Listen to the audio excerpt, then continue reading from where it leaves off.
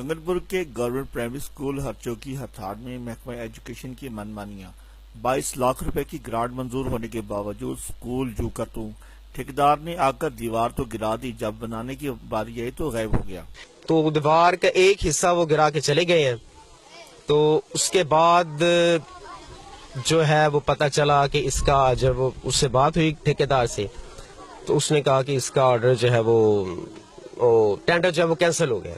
School انتظامیہ اور اہل علاقہ نے محکمے سے رابطہ کیا تو پتہ چلا کہ اس اسکول کے لیے منظور ہونے والی گرانٹ کسی اور اسکول پر خرچ کی جا رہی ہے، جس پر اہل علاقہ نے احتجاج کیا اور مطالبہ کیا کہ اس اسکول کے لیے منظور ہونے والی گرانٹ اسی اسکول پر ہی لگائی جائے۔ وزیر اعلی صاحب نو ساڈی ریکویسٹ ہے کہ اسی اسے ٹینڈر دے بارے چ ڈی سی او صاحب نو بھی درخواست دتی، محکمہ ایجوکیشن نو بھی اسی یہ درخواست دتی۔ ساڈے سکول دی دیوار دے ٹینڈر ہو چکے نے، لیکن ٹینڈر ہون دے باوجود افسر بالا نے ساڈا حق چھین تے کسی ہور سکول نو دے دیتا ہے۔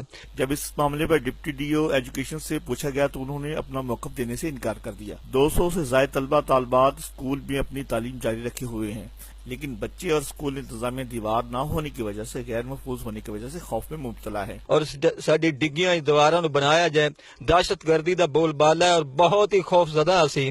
بچوں کے والدین کا حکومت سے مطالبہ ہے کہ اسکول کو ملنے والی گرانٹ واپس کی جائے اور ان ذمہ داران کے خلاف کارروائی کی جائے۔